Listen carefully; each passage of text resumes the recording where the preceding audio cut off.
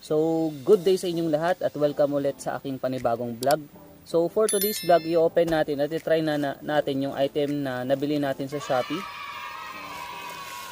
Ayan, tara, buksan natin.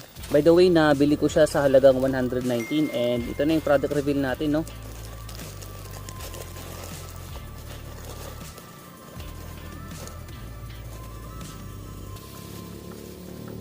Ayan, so safe na safe yung ating item at naka-bubble wrap pa siya. Secure na secure. So open na natin.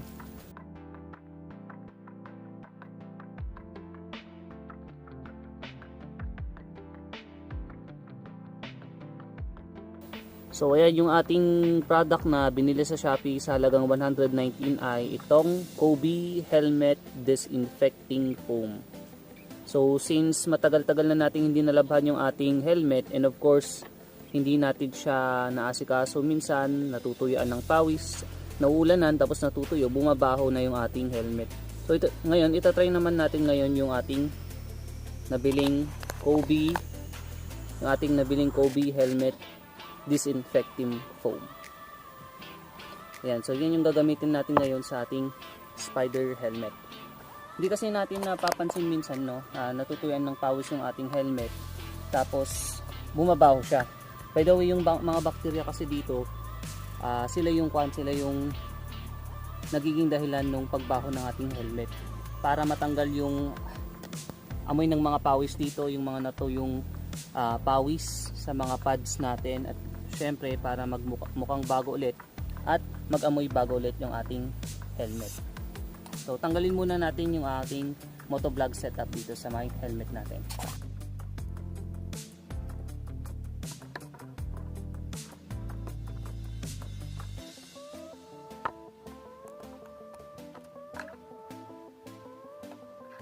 So yan, natanggal na natin yung motovlog setup natin, yung telecine strap dito para sa ating action camera. So next naman nating tatanggalin ay yung ating visor. So sa mga spider helmet, usually ito yung natin, ito yung pinipindot natin o inaangat natin, no, para matanggal yung visor natin. Kabila niyan, dito din yung isa. Ayan. So tanggalin muna natin yung visor bago tayo mag-spray ng ating disinfecting foam.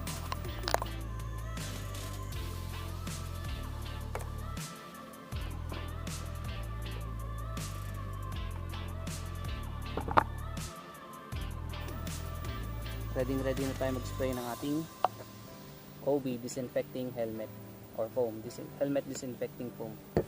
Okay, shake muna natin bago natin siya i-spray.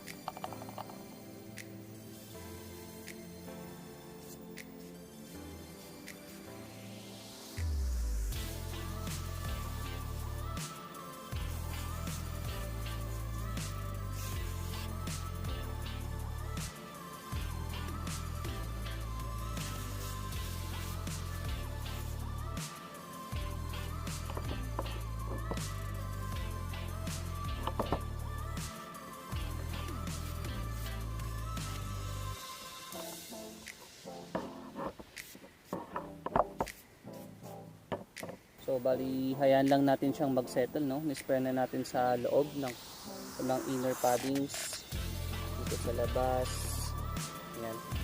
So basang-basa siya actually. And natin mag-settle.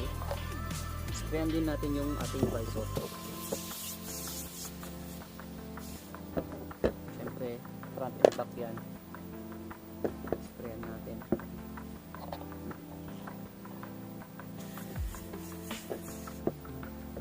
So yan na yung foam nya, no? Then later on mag-settle yan sa surface ng ating helmet.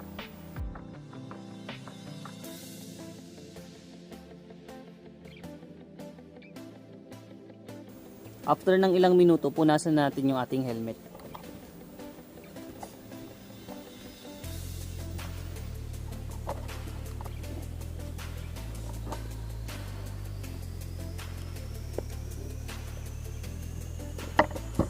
syempre, punasan din yung ating visor.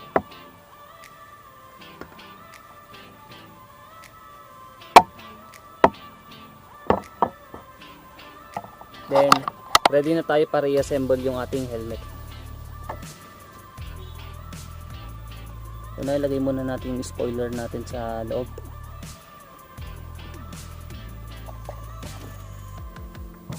Next, ilagay na natin yung ating visor.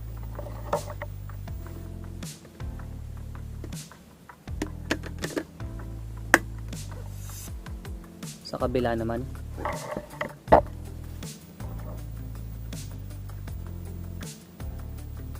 So, hilahin lang natin ito, then ipasok natin yung lock ng ating visor. Kasi hintayin natin mag-click. Okay, saka natin bitawan. Yan, so okay na. Ready na ulit ang ating helmet. So, para sa mga nagbabalak dyan na bumili ng Kobe disinfecting helmet foam, recommended ito at na-try na natin na mabango.